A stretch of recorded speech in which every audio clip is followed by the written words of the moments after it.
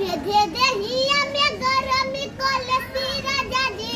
एगो घरे लगावा दिना सी राजा जी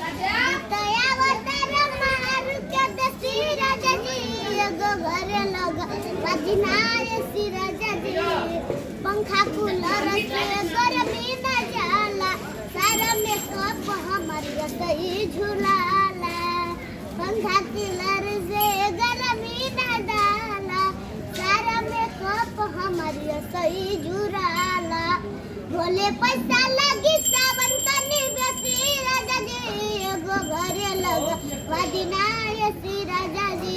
एगो घरे लगवा दिना एसी राजा जी